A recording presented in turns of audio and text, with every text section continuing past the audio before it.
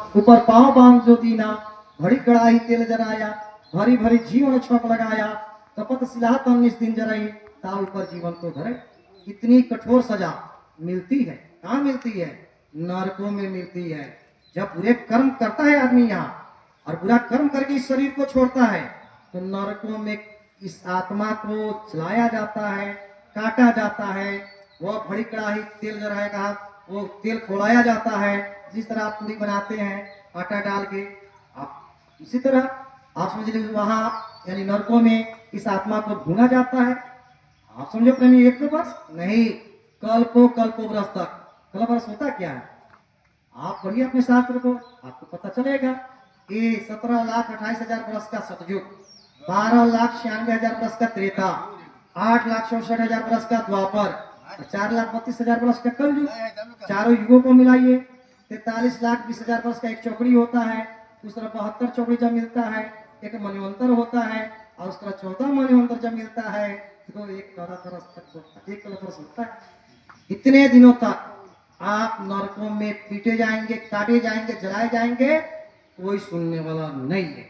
100 कोसों तक, ये जिनकी तस्वीरें बताते हैं, आत्मा की चीख वहां 100 कोसों तक जाती है, लेकिन वहां कोई बचाने वाला नहीं है। इसलिए बाबा जी तो कहते हैं कि दुनिया के लोगों को, चाहे वो सत्संगी हो संसारिक हो, सबको बुरे कर्म से बचना चाहिए।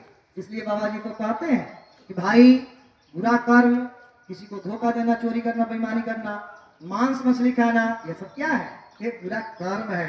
मांस मछली खाना भी बुरा कर्म है। क्यों? क्योंकि किसी की हत्या होती है उसमें, और हत्या करके यानी भोजन किया जाए तो पाप कर्म, नहीं तो क्या कहा जाएगा? अपने शरीर के मांस को बढ़ाने के लिए यानी आप समझिए दूसरे के शरीर को काट कर खाया जाए, वह बुरा कर्म, नहीं तो क्या कहा जाएगा? वह धर्म कहा जाएगा? नहीं, जहाँ दया तहाँ धर्म है, जहाँ लोग तहाँ पाप। आप समझ लिए दया जहाँ होती है वहां धर्म होता है।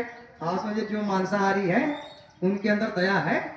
अगर दया होता तो वह किसी को मारते, अपने से कमजोर को वह काट कर खाते, अपने अतिथियों को खिलाते।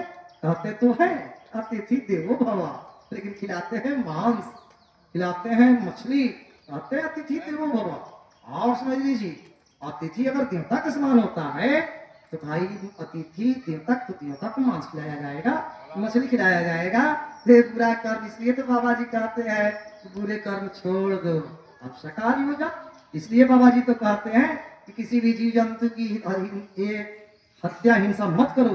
बुरे कर्म करोगे कल्पों बरस तक नरकों में चले जाओगे। आप समझो प्रेमियों, नरकों में काटे जाओगे, पीटे जाओगे, जलाए जाओगे, कोई सुनने वाला नहीं, कोई बचाने वाला नहीं। आप समझिए भगवान आप ये किस तरह कह रहे हैं? तो भरत जी थे, भरत जी कौन थे? महात्मा का दर्जा दिया गया, राम के भाई थे, भगवान राम के। भरत जी ने कहा कि जो करनी प्रभु समझो मोरी, नहीं निस्तार कलप सत तोरी। भगवान ने मेरे करनी को देखा होता तो मेरा निस्तार, छुटकारा 100 कल्पों तक नहीं होता। ये किसने स्वीकार किया? भरत जी ने, जिनको महात्मा का दर्जा दिया गया। आप दुनिया के लोग, आप जो ताड़ी और दारू खाने वाले, पीने वाले, आप यह समझ लीजिए वो भरत जी उतने त्यागी, और वह कहे कि प्रभु अगर मेरे करनी को देखे होते तो 100 कल्पों तक मेरा निस्तार नहीं होता, मेरा छुटकारा नहीं होता, तो दुनिया के लोगों का छुटकारा कैसे होगा? भगवान राम ने क्या कहा? भगवान राम ने कहा कि कर्म प्रधान विश्व रचि राखा, जो जस कर तस फल चाखा। क्या कर्म की प्रधानता है, जो जैसा करेगा उसको वैसा फल मिलेगा। इसलिए बाबा जी बचाना चाहते हैं आपको।